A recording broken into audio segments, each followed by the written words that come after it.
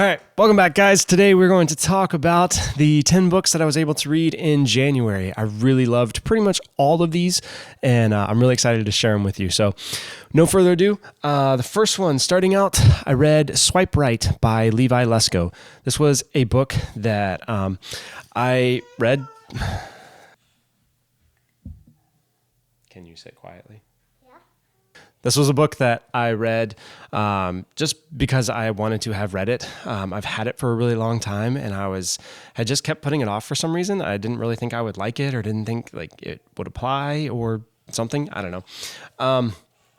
And really, I read it and was like, wow, I love this. I'm shocked that I love it, or I'm not shocked that I love it because Levi is an incredible communicator. But I don't know why it took me so long to read it. One of my favorite things that he said in this book was, he says, the strategy some churches employ to counsel against extramarital sex is lacking. Intentionally or not, they often send the message that sex is dirty, bad, and gross, so we should save it for marriage. And I love how Levi talks. He's brutally honest, and he just says stuff the way that it is. And this book is it's the life and death power of sex and romance, and it is really a great examination of relationships and sex, romance, God's design for all of that. And it's an excellent resource for anybody looking for something on that topic. So that was the first one. Next up, I read White Fang. I had read Call of the Wild multiple times. Call of the Wild is one of my favorite novels ever. And if you don't know, Jack London wrote Call of the Wild and White Fang, and he kind of wrote them as mirror novels. And so the Call of the Wild is about a domesticated dog that turns wild, and White Fang is about a wild dog that becomes domesticated. And so super, super interesting. I was reading parts of it to my mom, and she goes, I think you just love that because that book was just written for guys. Like it's too gory, and I don't like it. And I was like, yeah, I'm pretty sure that's probably what it is. Like, this is like the most manly novels ever. And there was a passage from this that I loved that I read her, and she was just like, I don't understand. And I was like, Mom, like, I think you just have to be a guy to get it. But it was talking about when White Fang was a cub, and he fought a lynx, and afterwards, he says, but the world now seemed changed. He went about it with greater confidence, with a feeling of prowess that had not been his in the days before the battle with the lynx. He had looked upon life in a more ferocious aspect. He had fought. He had buried his teeth in the flesh of a foe, and he had survived.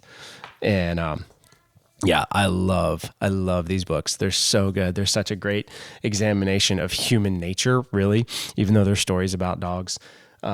Just really, really great books. I highly recommend those novels if you've never read them.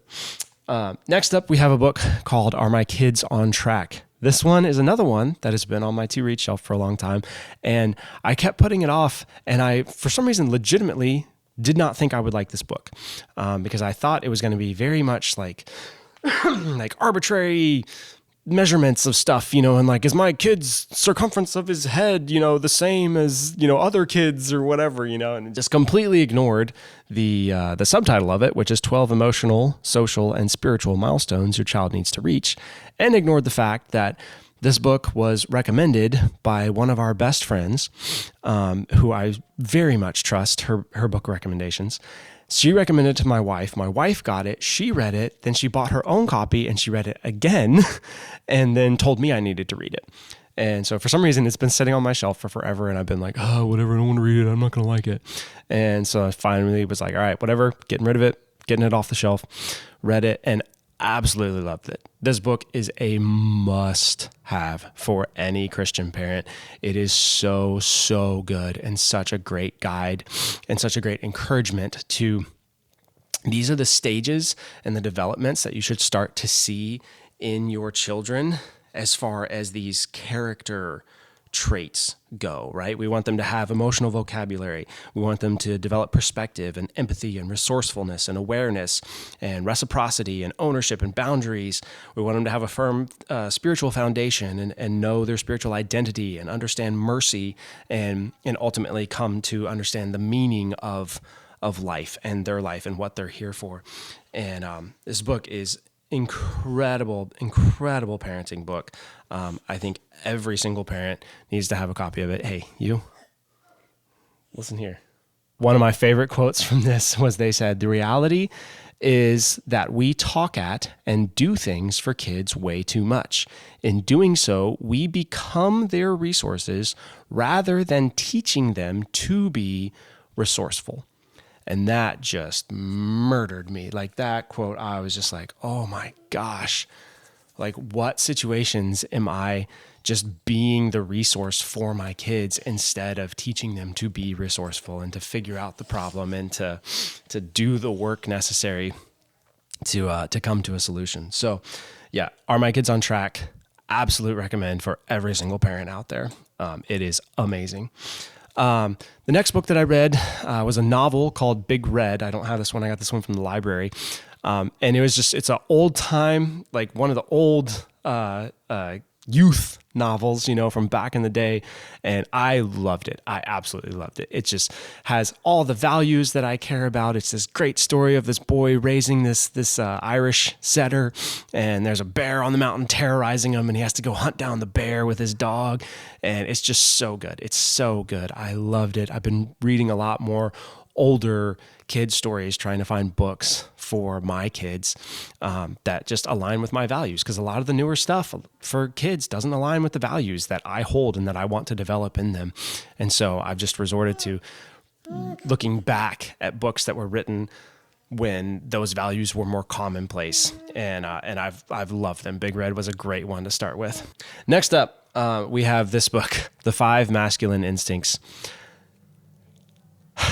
I got this book from the library, read it, bought my own copy, have been reading that now. That's what all of this is. This is just the first 3 chapters. And I am going to do a full video breakdown, multiple videos, of this book. This book is the most important book on Christian manhood that I have read in the past 25 years. I think it is the single most important book for Christian men that has come out since Wild at Heart. And a lot of guys that I know, myself included, would consider like Wild at Heart like a foundational book in their understanding of Christian manhood, and like a very formative book.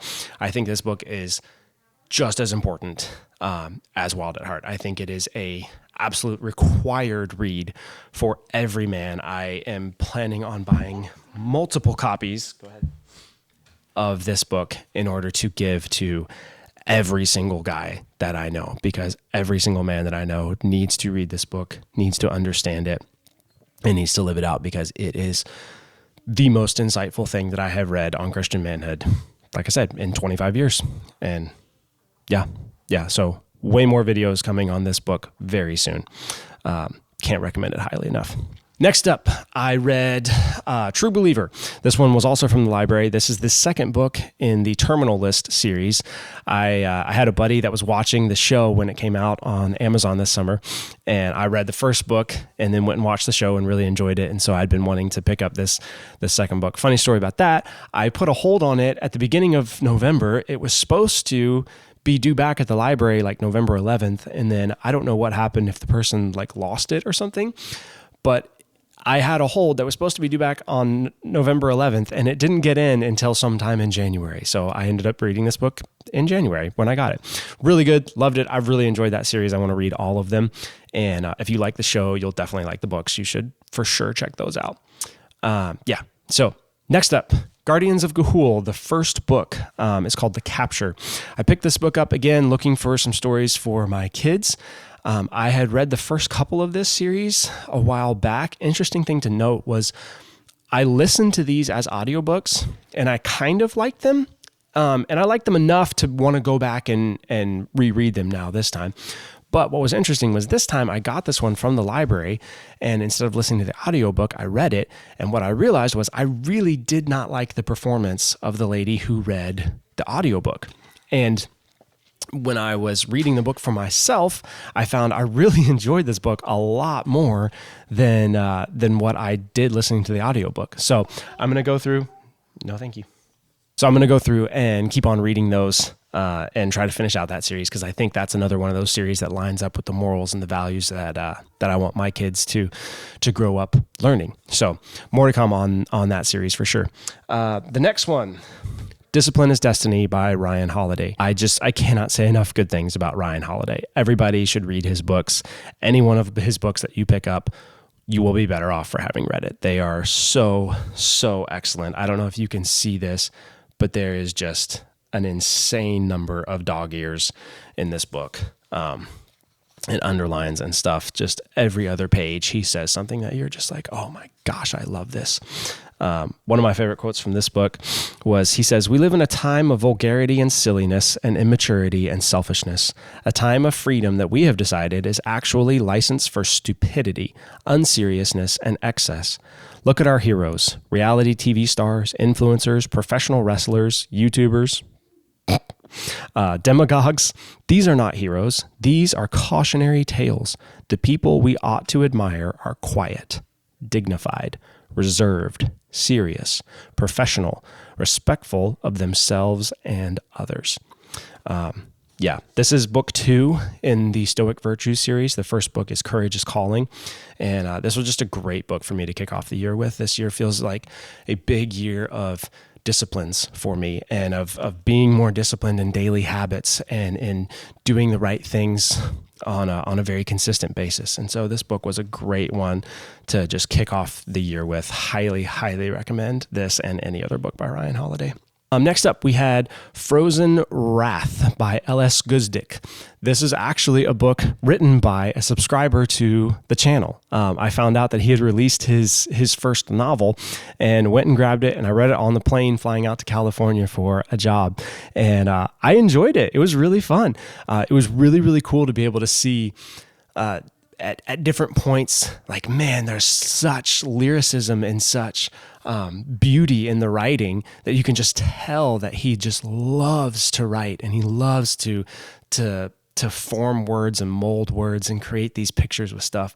And I found the story really intriguing. It's pretty short, and it has a really, really cool twist at the end that I was like, oh wait, okay, so that's where we're going with this. And there's a book. Okay, all right, I like it. Let's do it. So yeah, definitely highly recommend going and subscribing to his channel. His channel is called Saved for More. And then go find this book on Amazon. Buy it. It's a couple of bucks for Kindle. Go do that. Go support him. I love supporting people that are doing the work and like actually publishing stuff, and it's really, really fun to be able to be there at the beginning and read something and see like, wow, like that was good, but also like there's a lot of potential here and I want to see what you can do next. And so I'm really excited for the next book in this series. And then finally, the last book that I read was Delete That by John Crist. And I followed John for a long time and really enjoyed his stuff. My wife and I have seen him live, and I saw that he had a book and I was like, oh, I'll grab that. That's probably going to be, hilarious.